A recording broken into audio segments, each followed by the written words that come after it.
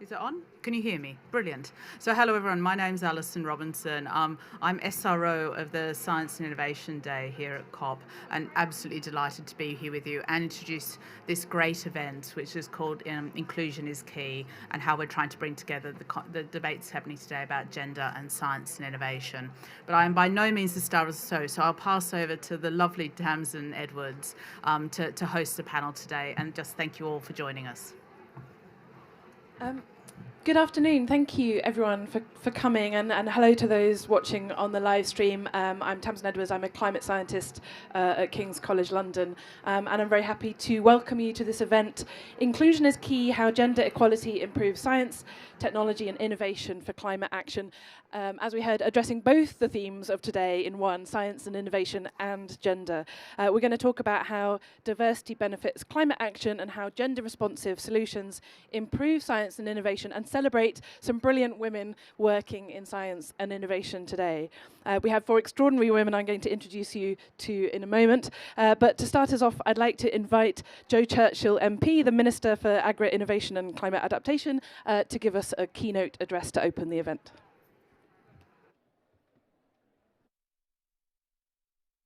Good morning, ladies and gentlemen, and thank you, Tasmin.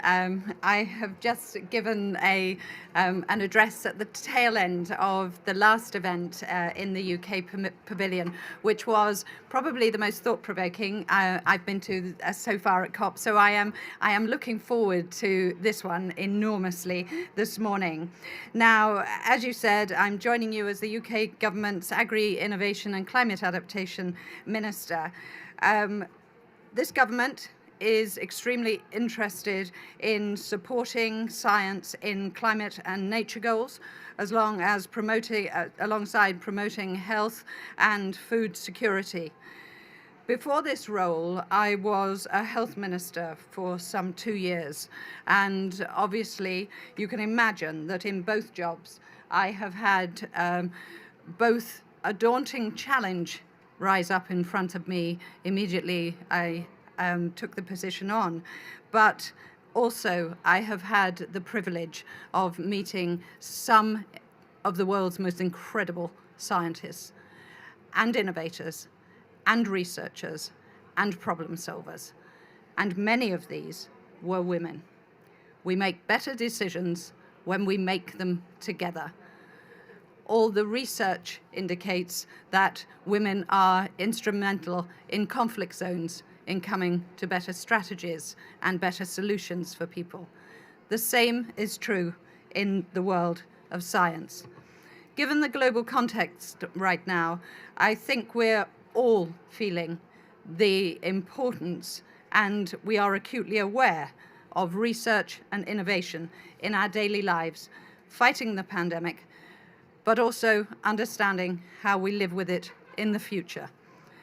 Now, I'm grateful to men and women who, like Professor Sharon Peacock, who led the team, who sequenced the genome of the virus, worked tirelessly to bring us some of the solutions, and the team that worked on life-saving vaccines, but also those men, and largely women, who took those big, bold decisions on the vaccine task force and so on.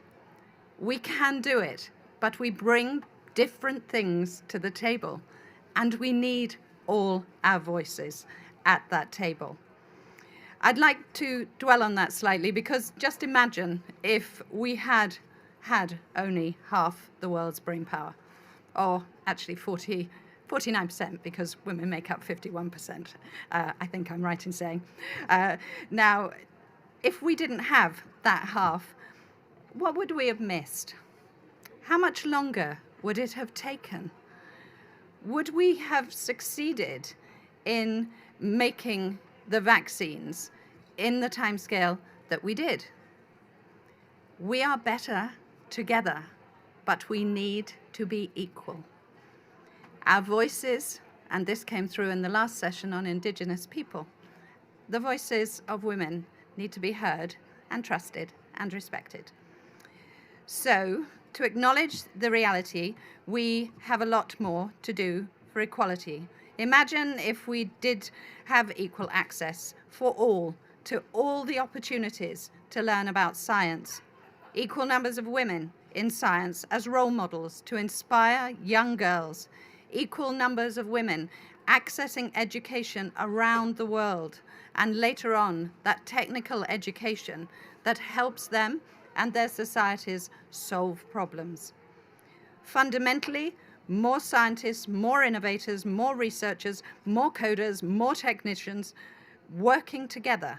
And just as we have seen them on the front lines battling the pandemic, so we must call them to this new challenge, arguably not so new, of climate change. It is our most significant battle.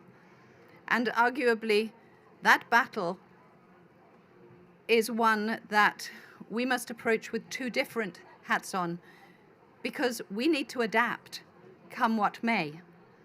And I would argue that women involved in building our ships, our trains, our homes, getting them ready for that 1.5 lifestyle, our roads, our women sitting in those conversations as financiers in all those important decision-making arenas in politics is what we need. But research and innovation sits at the core of much of this and at the core of climate action. We have to base our approach on evidence or we won't succeed. And that needs all the talents we can bring to bear, unleashing those innovators, entrepreneurs, and financiers. People are at the core of research and development, so there is nothing more important than how we attract, develop, retain new people, enough people, and new talent to keep us at the forefront of tackling climate action. I know women and girls are the agents of change. I've done my own bit with 4 daughters and a granddaughter soon to arrive in the world in the next week. However, academia, business, and other sectors must include women at all stages, from planning to delivery to leadership. Solutions must be viewed from a gender lens to make them gender responsive, forging innovation through gender equality. I don't want a special concession, but when I had those children, I needed an environment that slightly adapted to the needs I had to work and to be a mother and to give a contribution.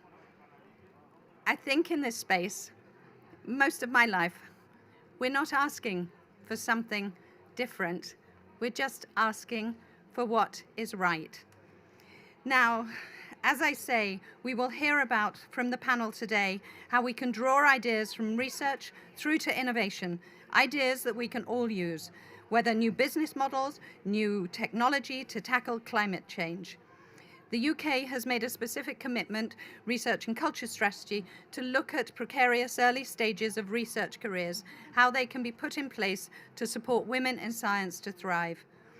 I truly welcome this event, recognizing the role that women in climate action are taking, have taken, and will take in the future, so we can get to the right solutions, how we can look at things together, but how we can focus a gender lens to help us tackle climate change better. I urge you to make practical, real-time actions and pledges to this important issue for our children's future, which we can't make alone, we make them together, and for our children's futures. Because the little one I hope to welcome into the world in the next week, in 2050, will be 29 years of age. We need to have adapted the world to 1.5, but we need to know we're on the right trajectory to being safe, being secure, but most of all, being equal.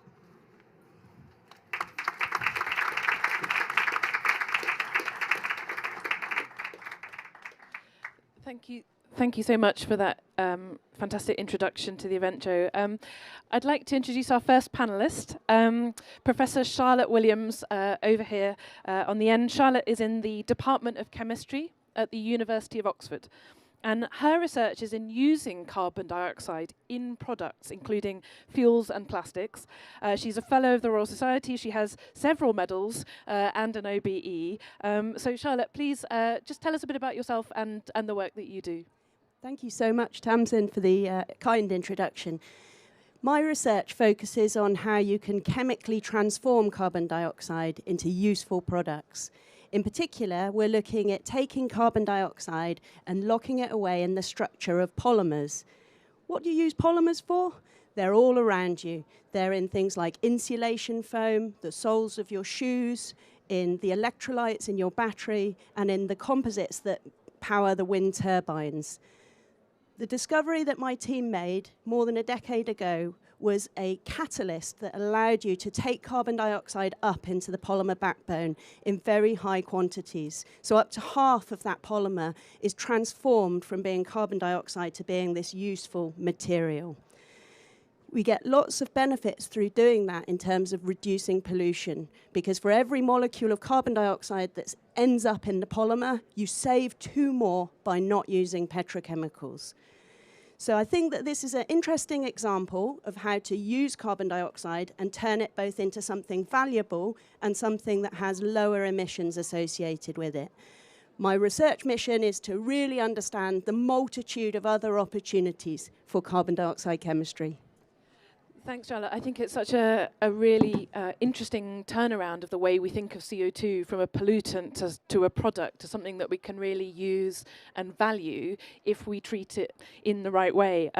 If you permit me the plug for the Radio 4 series that I'm involved with, 39 Ways to Save the Planet, we also talk about capturing CO2 in fertilizer, in aggregate, for concrete. There's a huge range of ideas out there. Perhaps I can quickly ask you how you got into that area. What interested you, or how long have you worked in that area? Oh, thank you. Yeah, I've worked in the field for about 20 years. And as I say, my team made that discovery a decade ago.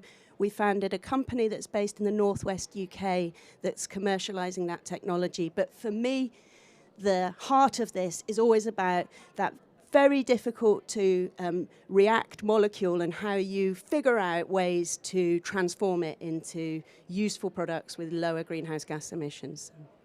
Brilliant, thank you so much. So now I'm delighted to introduce our second panellist here on my left, Dr. Sheila Ochuboju, who originally has a PhD in biochemistry and then did research into genetically modified viruses. Now, among many other things, she's the lead consultant as well as the founding member of the Network of African Women Environmentalists, NOE, and this year she was recognised in the list of Africa's most influential women. So, Sheila, if you can tell us a bit about yourself and the network, perhaps the Earth Science cafes, which I think we'll talk about as well. Okay, thank you so much. This is a great panel. It's such a pleasure and privilege to be here because it has my passions of gender and my background of science and innovation and encompasses a lot of the work that we've been doing at NOE. So NOE, the Network of African Women Environmentalists, was founded, actually it's a very young network in terms of the network, but in terms of the work we've been doing as a collective, that goes back nearly a decade, but we never formed a proper network. So the founding members, there are 8 institutional members that come from FAO, UNEP, UNDP, Wangari Maathai Foundation, the Red Cross, UN Women. We are women who actually connected at an early age. The real founding member in terms of, she said, why don't we found a network, Dr. Masonda Mumba. She was at UNEP, and we had done our PhDs around the same time in the UK. So I was actually a research fellow in Oxford, and she was doing her PhD here on freshwater ecology in East Africa. And we, at that time, were talking about how can we take this home? How can we make something happen? And then 20 years later, we find ourselves in Nairobi. We find other like-minded sisters like Dr. Rose here, who we met in Nairobi. So Nairobi is a real hub for the UN and for many institutions. And another Nawe founding member who's in the audience, she represents the Red Cross, who came in and helped us a lot in the early stage, Thandi. So we had been learning a lot in our different silos about what works when you involve women, but we're not able to bring it together because of the siloed ways institutions work. So in the end, we said, let's find a network, and everything that we've learned, let's see. We know how to join the dots, where the pain points are, from getting from grassroots to policy to decision maker. We know the pain points, and we know who navigates that better, and we know out of all of us who does what better. So let's form a network and let's make it work, because we've been doing this a long time and we're tired of not seeing change. So in 2019, it was founded as a side event on the UN Environment Assembly in Nairobi, and we launched it. And we were rearing to go, had everything, and then a pandemic. And then we said, well, you know, we'll just go online. And like everybody else, we hadn't really done that before, so we learned. So we founded a platform called the Earth Science Cafes, and crafted a number of conversations, so it's all online. And we had extraordinary conversations around Africa Climate Week, and we brought together young people, we brought non-state actors. So we have the Nabagerika, the Queen of Buganda in Uganda. And so we did a lot of work around that, and then we went to Accra. And all the time just finding that it's not so hard when you have shared passions and you really want to communicate to do that on an online platform. So our Earth Science Cafes have been very successful, and we've had a range of topics, circular economy, urban resilience, and in every one of those platforms showcasing the work that women are doing on the ground. And basically saying, it is happening. You may not have seen it, but it's happening, and here is where the support is. So we're trying to be a super connector of networks on the ground and amplifying them, showing them to the world, but then critically looking at policy, investments, and capacity building, PIC. Those are the three things that we want to, in our agenda for action, push going forward. Thank you. Thank you. And in fact, we were just talking before the event, weren't we, how important conversations are and connections in sort of creating strength and creativity between people. We're just going to see actually a short video now about the network, if we could please.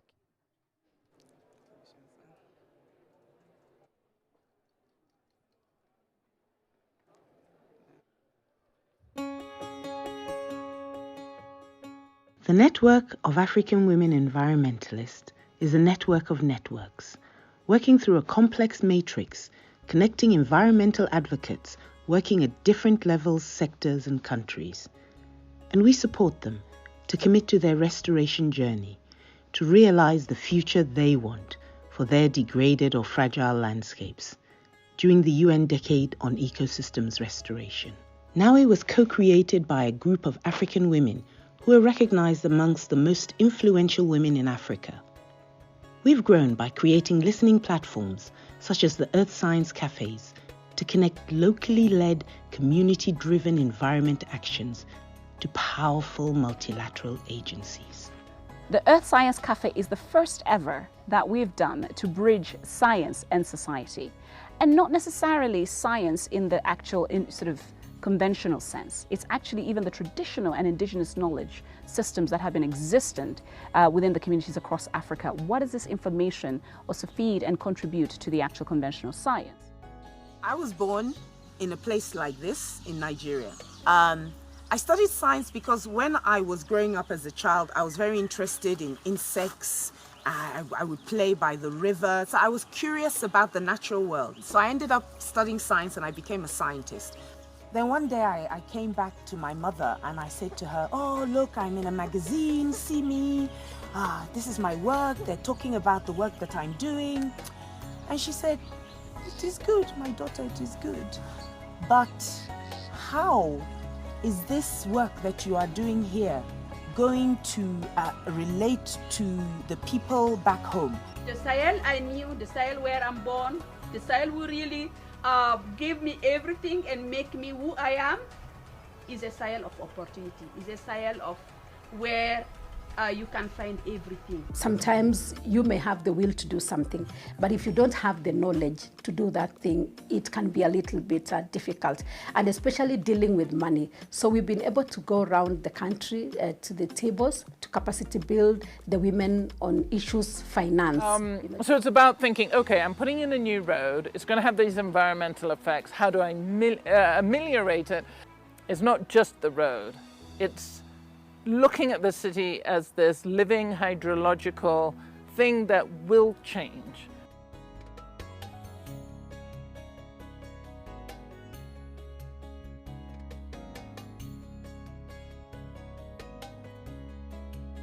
I love what Wangari Maathai said. She said, to paraphrase, we should all do our little thing to contribute to the environment.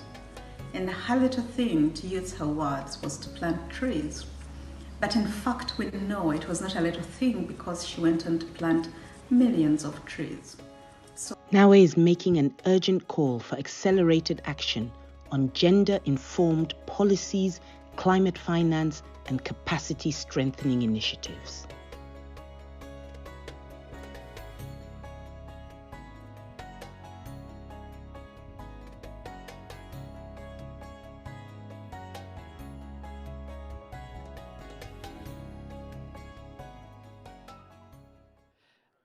Thanks for that really nice video. And you may have spotted our next panelist in that video. So I'd like to introduce you to Dr. Rosemore. And Rose's background is in law. So she has a PhD in environmental and natural resource governance. She's the director of the UN Climate Technology Centre and Network, which promotes the transfer of technologies for low carbon and climate resilient development for developing countries. There's a pavilion around the back, around the other side of the space here. And as you saw, she's also part of the network of African women environmentalists. Rose, can you tell us a bit more about yourself and the work that you do? Thank you very much. I really must start by saying this is a real privilege for us to be afforded this platform by the UK government. Now, for the work that I do running the UN Climate Technology Centre and Network, as you would know, this centre was set up to support the implementation of Article 10 of the Paris Agreement, support access to climate technologies by developing countries. We've been in existence since 2014. In that period, we've managed to serve 107 countries and facilitated the transfer of over 360 climate technologies.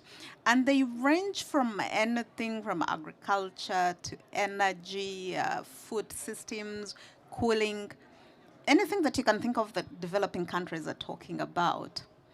And we are a global entity. We have regional offices in Africa that are based in UNEP in Nairobi, in Mexico and Panama for the Latin American region, and Bangkok in the UN city in Bangkok. And we are based in Copenhagen. We are hosted by the UN, by the Danish government.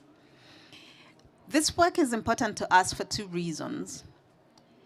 When people think of technology, if you've participated in the negotiations anytime around here, the discussions often tend to happen as if technology happens in a vacuum. Ultimately, we are looking for technologies to make our food systems resilient, especially with what COVID has showed us, for example, how a breakdown in the distribution value chains has affected access to food across the globe. And this has been compounded by climate change. So for the first time, I'll use Africa, even though I lead a global entity, I'm an African. For the first time in 25 years, Africa is going into a real reset with millions of people going to suffer the kind of food shortages, not to be alarmist, these are figures from the World Bank, that we saw in the 80s. What is also really, though, interesting is that we are far much better than we were 25 years ago in terms of technologies, and the ability for us to do something to make a difference is really what drives my passion. But what we can do that would really make a difference will depend on who we work with and who we target in the most vulnerable. In every community in the over 100 countries that we have projects that I work in, you will not achieve the level of resilience and transformational change that allows communities to adapt without involving women. In whether I'm sitting in Bolivia or Laos or, I don't know, Niger, the most poorest of the countries in the world, if you do not work with women at community level, and you do not really require any level of literacy to achieve the level of transformational change that technology can deliver. That takes me to my last comment. So you would think, she's a lawyer, what is she doing working with scientists? And I think that has also been a challenge. There's this huge gap between the scientists, the innovators, the inventors, and how we can scale up that technology, integrate it in real policies that are applicable to people. And I think I'm a good integrator because I bridge what we call the science policy divide. So for every technological solution, I can tell you where the need is. What kind of policies do we need and regulatory frameworks? What kind of incentives do we need? How do we target them?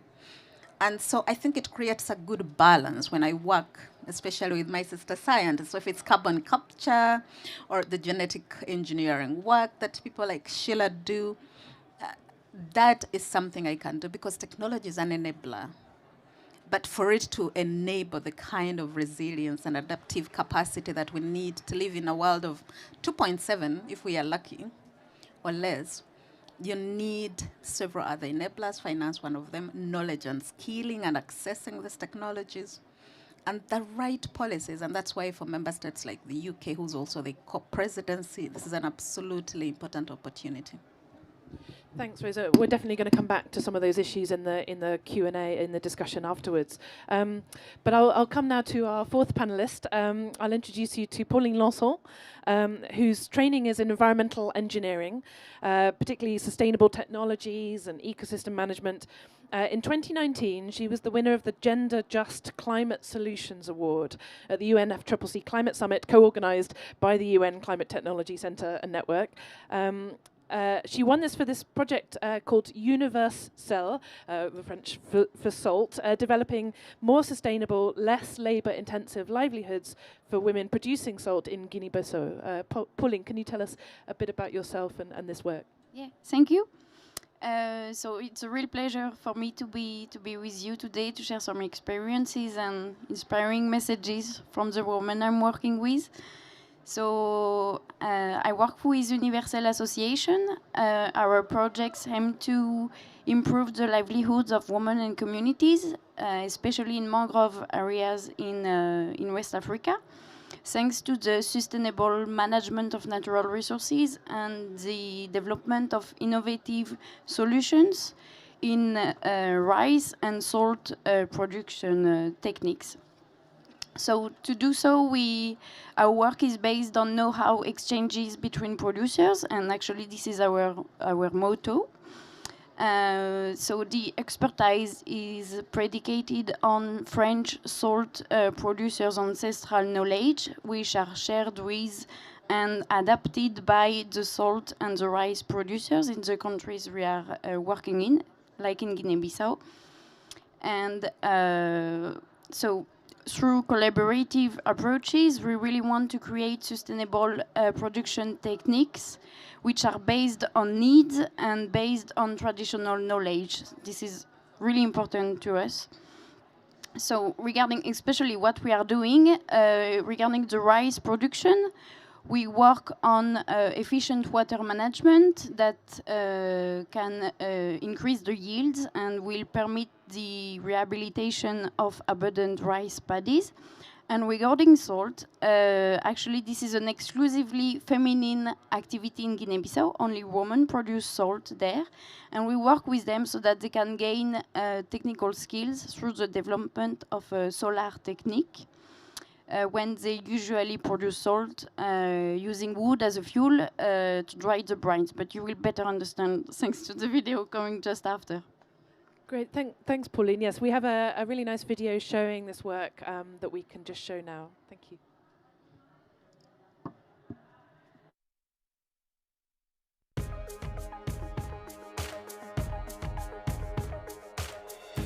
Bonjour, je m'appelle Pauline. Grâce à l'association universelle, je travaille avec les femmes pour qu'elles deviennent plus autonomes.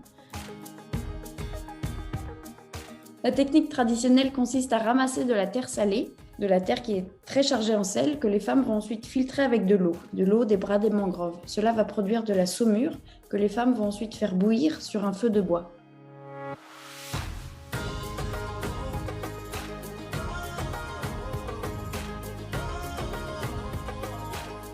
Avec la technique solaire, on garde toutes les premières étapes de la production pour fabriquer la saumure, mais les femmes vont ensuite déposer cette saumure sur des bâches pour que le sel se forme par la seule action du vent et du soleil. Notre projet améliore les revenus des femmes et rend leur travail beaucoup moins pénible. Avec les 2 associations de productrices créées, les femmes ont plus de prise de décision à tous les niveaux et ont plus de contrôle sur leurs ventes. No trabalha aquele direito, não trabalha direito, tudo que câncer que não está pensando por mer. É ano não que cansa, suma por mer que não está cansa, com fogo, o carga lenha, e trabalha ajudando, e lá não ajudando, para ver por mer está cansa vai tio, da sofrer com fogo, vai fogo, sofre vai tio, o capo de trabalhar tio, mas ano contente por demais. Que pode trabalhar, essa ano é trabalhar. Não falar Deus obrigado. Não espingar tudo, não contente. Mas Deus já abre no mais outro trabalho, mas trabalha suma. Não mais que não já para essa ano. Aquilo que não contente que é. Não contente tio.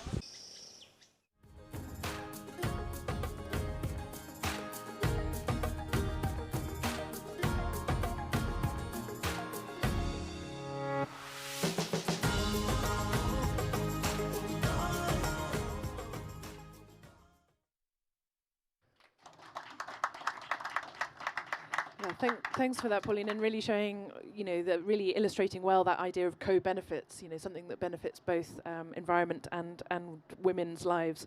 So we're going to have a bit of a discussion now across some of the themes kind of that we've already picked up on.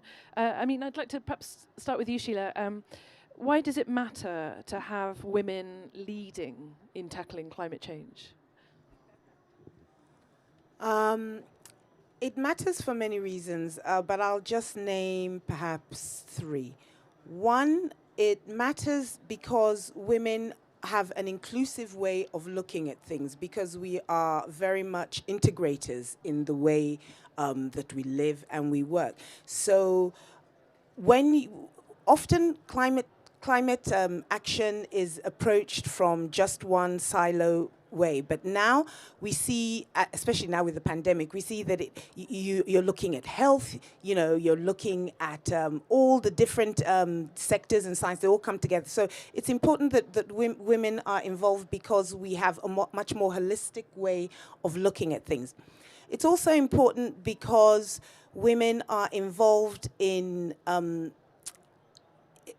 different tiers of, so when they're decision makers, they're also going back to the household to take care of the family. So they're able to understand where actually the transformation is, not just in numbers. They actually understand where the transformation is in how we can live our lives at different levels and better. Yeah. No, and I mean, one point that has often come up, I think, in climate solutions, and we'll perhaps come on to solutions a bit more in a moment, is failing to understand what women need and want. So, for example, designing clean cook stoves that actually don't suit the needs of the women that use them in terms of the temperature at which they work or the conditions under which they work. So that's clearly going to be one advantage of having women making those decisions and inventions. That's really important, actually. And one of the groups that we are working with in Nairobi, they talked about this. These cook stoves, the temperature isn't right for the kinds of pots which they have. So in the end, it does not serve its purpose. But the idea is wonderful. I mean, the idea that we're not just because of deforestation, but also because of the way it brings dignity to the way women live their lives.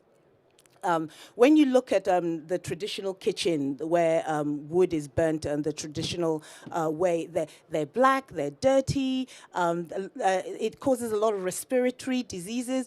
And so from the organizations that we've been working with in Kenya, and we did a survey from the women about, and they're using not clean cook stove, but they're using biogas technologies. And so we did a survey about the feedback of how this has changed their lives. And the things that came back were, number one, the dignity. They were like, well, now my hands are not always dirty. And also the kitchen, my children can come into the kitchen, my husband can come into the kitchen, and I can even send my child to go make a cup of coffee, a cup of tea, and so the freedom, it changes how our whole household works now. So the feedback was much more about how it changed the way they lived, the dignity it brought. And so yes, the benefits which, in terms of reducing deforestation and all of those are there, but we also need to measure the qualitative changes in the way that we live and how now it transforms our everyday lives. And it also shows the importance of data and information. I mean, I particularly picked up that story from, you may know Caroline Criado Perez's brilliant book, Invisible Women, which is all about the lack of data, the gender data gap, basically. And also something that I found amazing is thinking about women leadership in climate policies. There was a 2019 study that found greater female representation in national parliaments tends to lead to more stringent climate policies and lower carbon emissions. Carbon Brief, the website that has a lot of educational and news articles on climate change, just showed a graph of female representation at COPs. In COP1, named party delegates were 12% women. And it's been steadily increasing, but it only was 38% in just the last 3 years, so still not representative yet. Charlotte, I'll come to you. In terms of your work, how does it matter having women in chemistry and technology and innovation? Yeah, thanks for the question. So I should begin by making you aware that chemistry as a subject does not have so many women in senior leadership roles. So professors are about 9% women, and the remainder, of course, men. So we have a long way to go because we're missing so many really good ideas, so many really good leaders and strategists to bring about the type of innovation that we need. But I wanted to comment personally also, if I could, that it's really important to have women forge the way in these types of problems, in problems like solutions and new technologies that might help us mitigate climate change. And it's important for a number of reasons. It's important as a role model to ensure that those coming after you see that it is possible. But it's important to make sure that our voices are really heard in proposing alternatives to the groupthink in those types of solutions. And finally, I wanted to comment really personally about the founding of Iconic Technologies, which I did in 2011. And when I did that, I was determined that it would have a very different composition as a chemical company compared to the average, even if a very small one. And so we have a female CEO, a 66% female board, and black and ethnic minority representation on the board. And those are really important things for me in delivering my science, in making sure that we do the best science that we're capable of and try and really solve these very difficult but important problems, but we do so in an inclusive way and a way that brings lots of other voices to the table that aren't conventionally heard in my subject area.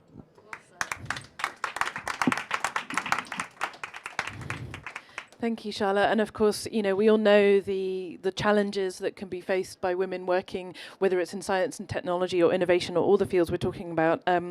Just sort of a couple more figures. In a 2014 study of over 600 field scientists, so scientists that go out doing field work, perhaps in different countries, in different environments, 26% of women had experienced sexual assault and 70% sexual harassment in the field, compared with 6% and 40% of men, respectively. So a huge challenge where women in leadership roles, where a different culture of working can really be transformative in enabling women to stay in science and technology and innovation, exactly.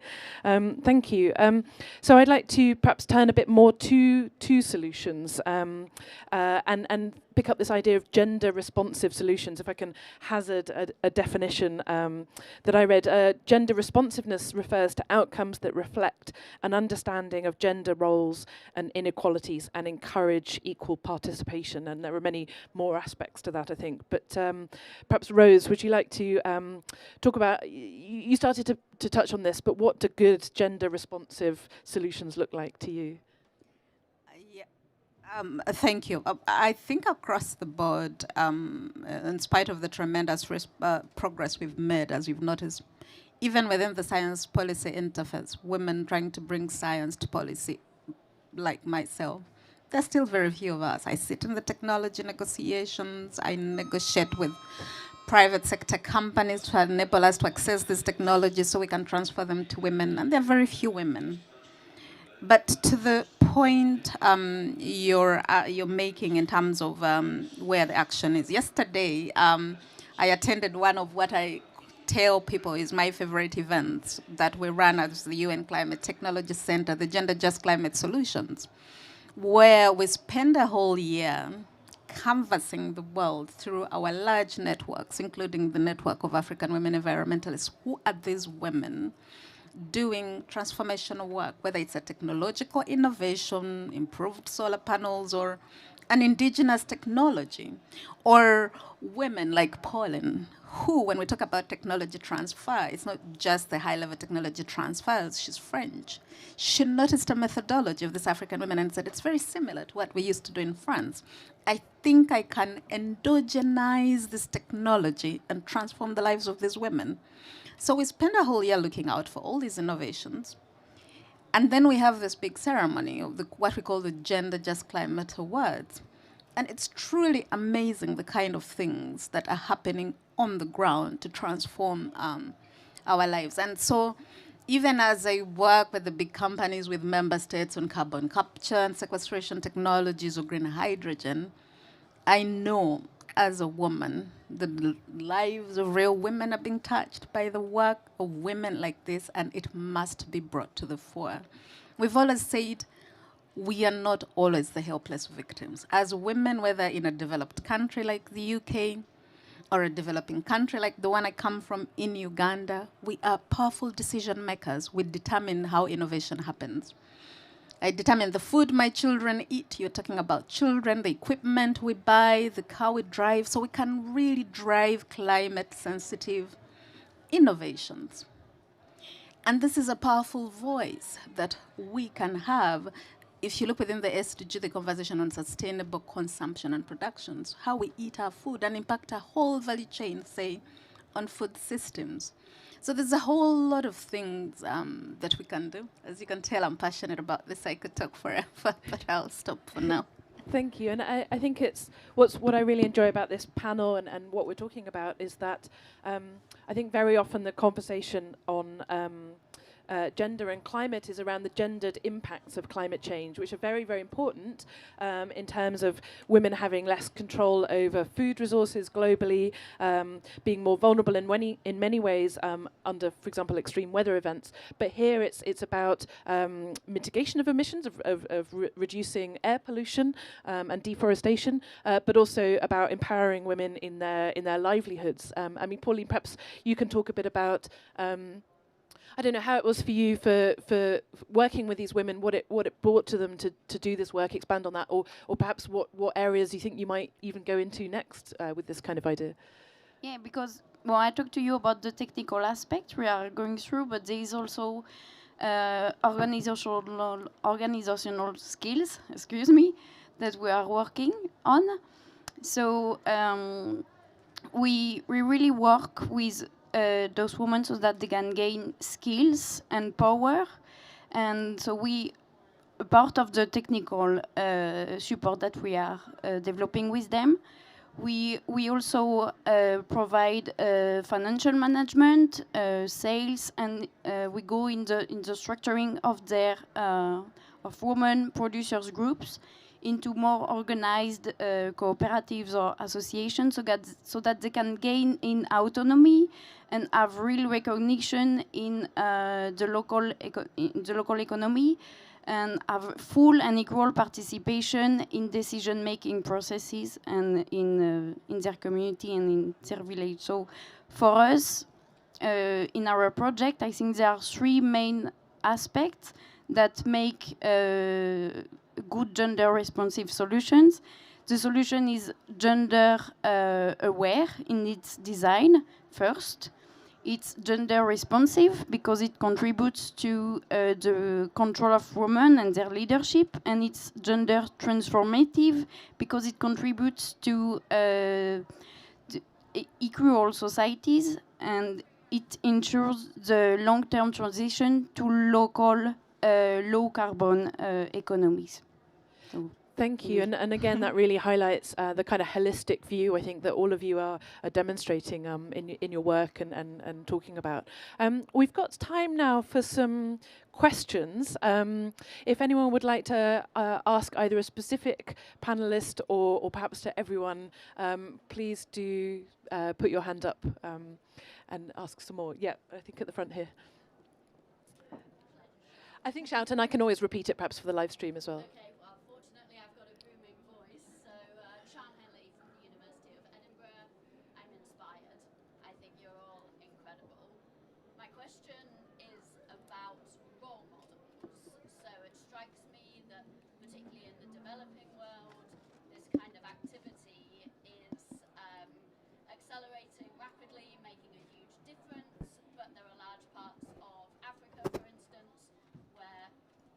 Thank you. Is that turned on? Yep. So just in case anyone didn't hear, question about role models, and in communities where those role models do not exist, so young girls particularly don't have that inspiring woman that they can look to. So the question is, how important is it to have that female role model close and tangible and reachable? And what can we do for those girls who don't have that role model? Yeah, Rose, please. So, of course, the women I work with in Norway would know this, but the issue of role models is important for a whole generation of women like me who witnessed Beijing happen as young girls for the part of the world where I came from. My mother was Wangari Maathai. She always said, do your little thing. I like to repeat that. It seems so simple, but it's also part of the philosophy for our network. If together we all did our little thing in the spaces we've been provided, if in policy work, in innovation, look at what it can bring together, we can really impact the world as women. This is a woman who was planting trees.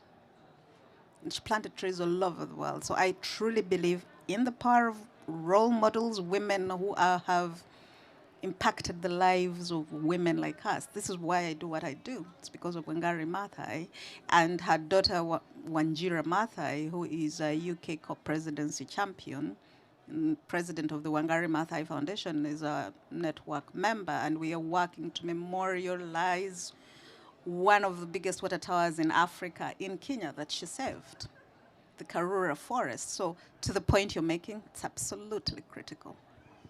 And if I can perhaps comment on it briefly myself, I think for those first pioneering role models, you know, a lot of what's going to help, obviously, is the structural stuff that's going to allow them to go forward without having that role model, and how is it that we can change society? I mean, you know, I went into physics, again, an area that doesn't have many women in, but I had the confidence to do that from sort of middle-class parents. You know, I'm white, I have a lot of, you know, things that help me just go out there and not need to have a particular physics woman role model. So a lot of it will be about those levers to make a change. Yeah, Sheila. Actually, just to say about physics role models. So I was particularly privileged and to benefit from the Daphne Jackson Trust Fellowship. Daphne Jackson was UK's first professor of physics, and the legacy of the trust which she left behind was to help women return back to science after they've taken a break. So I had finished my PhD early, got married, had children, and thought, well, that's it then, can't do anything more now. Finished. So, and I had 4 children, so it didn't look like I was ever going to go back to I definitely wasn't going to go back to science, not to talk of the workforce. And so without the fellowship, I wouldn't have had the opportunity. And what's so wonderful about the Daphne Jackson Trust Fellowship was that it's conferred to you, and then you choose your institution. And so, you know, if the money goes with you, the institution will bend and be flexible. I need 3 days, I have to work these hours. But I was also really privileged to work in an NERC institute in Oxford, the Centre for Ecology and Hydrology, who had, even at that time, and this is 98 to 2000, already had very gender-friendly policies. And not just to say that women could take time off and all that. They were like, no, if we do that, then it looks like the women are always checking out and the men are always in the lab. No, everybody goes home. That was what they said. So you don't look like you're working harder just because you don't have to go home. And so little things like that change the perception even within the institute that I was in. So even though I never met her, she was a role model for me, and she left a legacy. The thing is to be a role model that leaves a legacy. And so that's what I wanted to say. Again, coming back to that work culture question. Yeah, at the back, please.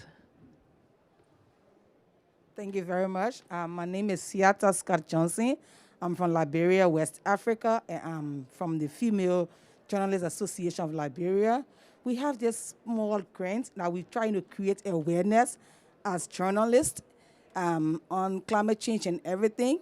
And I like when you mentioned the issue of transforming the kitchen. And most of us in Liberia, most women in Liberia, we're still used to the traditional kitchen with the wood and the charcoal. And sending a message out there that the wood and the charcoal is kind of destroying the forest is a challenge for us. And you've been working with women in Kenya and other parts of Africa. How can we strategize, or how can we transform the messages to be able to get to the women, I mean the traditional women, the grassroots women, that the charcoal that they've been used to, or the wood that they've been used to over the years, how can we take them away from there and go to climate-friendly stove? Thank you. I'll be very quick because I don't hog the time. But it's about alternatives. You know, people don't chop down trees because this is what they have. It's about, do you have affordable, accessible alternatives? So we have to offer alternatives, and not just one kind, many different alternatives. And then also, you offer the alternative, number one, but then you help create what was part of our drive, which worked in Karura Forest, create people's forests. So you say, okay, now you're not chopping down wood, but you are part of the future of making sure that others also understand that there are alternatives and keeping this going. So in Karura Forest, why Karura Forest is a role model for an urban forest is because they worked with the communities around who were chopping down the trees and gave them alternative livelihoods and helped, especially the women, to form associations. And so they work and they get paid to come and take care of the forest. And yes, they can take some of the natural trees that fall, but they don't chop. And so they've seen now the benefit of conserving the forest, the legacy, and all the other things that the forest can do, so that they get paid from it without having to chop down the trees. So it's about economic alternatives, and also alternatives in terms of fuel. Energy is going to be the transformative, unless we have more alternative energy sources that women have access to, nothing really is we're not going to shift the dial on climate action in Africa. Thank you. And Rose, I wonder if you might like to pick up any particular examples or policy sort of guidance on that topic, or similar ones. There are so many wonderful initiatives that happen at the COP. one of our responsibilities is to matchmake, literally matchmake knowledge providers, technology providers with seekers. And one of the things that I would like to add is the power of technology now to enable us to access data, to go back to the huge data gap, access to information for women to improve their livelihoods across the board, including for energy sources, is a huge problem. And one of the things that I have learned that will improve both access to knowledge and information, but also the energy challenge in Africa across the board, is digital technologies. And in the simplest of their forms, we know that now we don't have to build huge grids to connect a continent of 1 billion+ people. With solar energy, we can build off-grid, mini, community-managed by women solar products that are run using digital technologies, and they are paying. In East Africa, we call it M-Pesa. We have a word variation for it. They call it a different name. And the women are sitting in their homes. So we have these real solutions. We know it works. Why? As women, we did it with the mobile telephony. Without a single level of education, my mother will sit in her house, buy her vegetables and sell them. We call them mamambogas.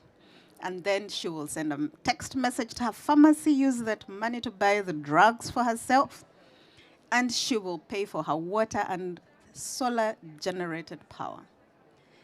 That simple ecosystem of digital technologies can transform women's lives. It can bring energy to Africa, stem the tide of destruction of nature, because as Sheila said, we are African women who have had the privilege to learn from and be, where we are. We don't take it for granted. This is what my mother dreamed and more. This is what she hoped I would be and more. But as Sheila said, what is the legacy?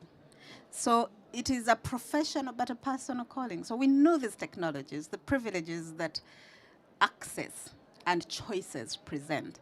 And as I said, we are at such a time as for the resilience and adaptive capacity we need, 60% of these technologies around. The simplest of them are digital. And I think it is the president of Malawi who said that it's not the most complicated of the technologies. It is these. And that is what we need. So I think that would be my response. That's wonderful. Thank you so much, Rose. We have one final speaker I'm going to introduce, but before I do that, can we please give a huge round of applause for our panel?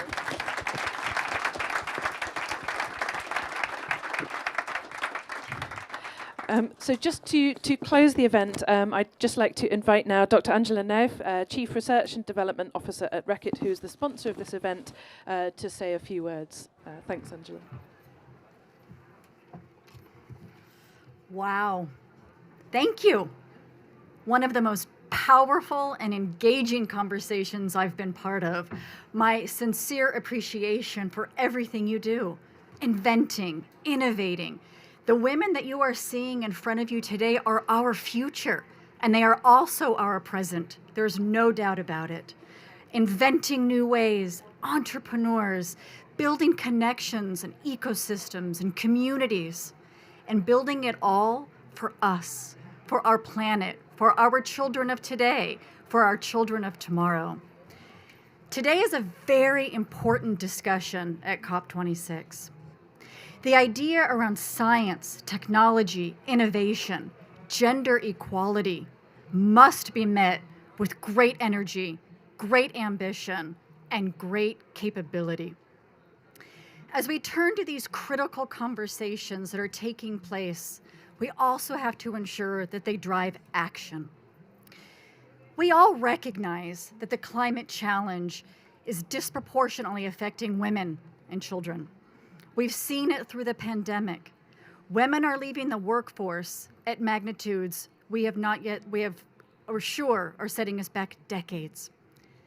Thank you for the women sitting in this room today to have that commitment, that drive, that perseverance and determination to make sure that we're going to work harder to deliver our collective future, men and women together. The challenge in front of us, I think, is really twofold. How we bring more women into our profession it actually starts really early in their lives, in our lives. The spirit of role models and the question that was answered. Personally for me, my mother was an amazing role model for me. Raising 4 girls, going back to nursing school. I think there's a theme here with the many daughters. And how amazing it is that I'm standing in this room today with this amazing, powerful delegation. I think you also only have to look to our Earthshot Awards and see some of the recent entries on how inspirational young women can be. Merci, Pauline. What a wonderful story. We are using science and engineering and innovation in smart ways to solve real problems in real communities. How do we ensure that the impact of gender is considered in all of our collective solutions? Men and women alike around the globe are inventing, are innovating, are creating solutions for the future. And I love that power of the collective, the power of diversity of thought and experience, education, just where we live, where we come from, the languages that we speak are all elements of the diversity that we bring to every conversation that we have. So I urge everyone in the room, online, and everyone at COP26 and around the globe, be your authentic self. Bring that diversity that is you to the table, because it is those ideas, as they come together, I am sure are going to help propel us into our future.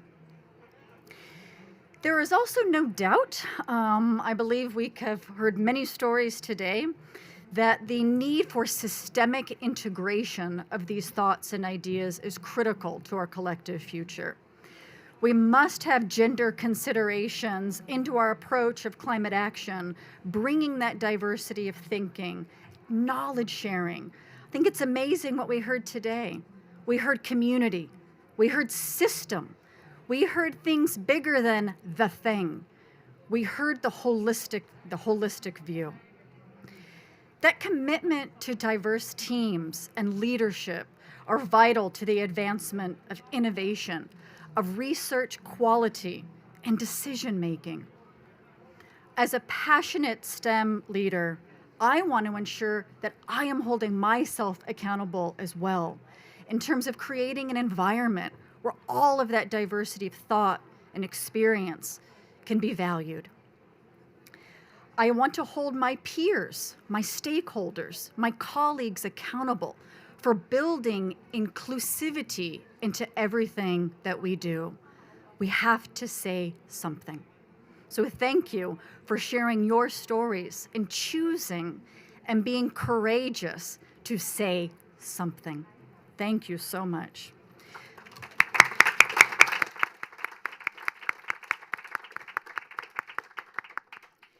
We also know that there should not be any systemic disadvantage in education, social, and economic impact for our young girls. We own the solutions, and we do need to role model the right changes. All of us need to role model the right changes. Women and men have an equal role to play to ensure that we are advancing the educations, the opportunities for all of our children, and especially young girls, through the disadvantages that we know historically they have had. So we all sit here today with the power to make this change. We believe it, right? Yes, we must believe it. To take some of those simple steps I think we heard today from Rose, and some of those really big, bold, and transformational steps. I'm sure that we can bring better inclusion of gender into our everyday. Women and girls are smart, and they're innovative, and they are hungry to learn, and we owe it to them to make the change to empower them for their future success. It is our future together. Thank you so much.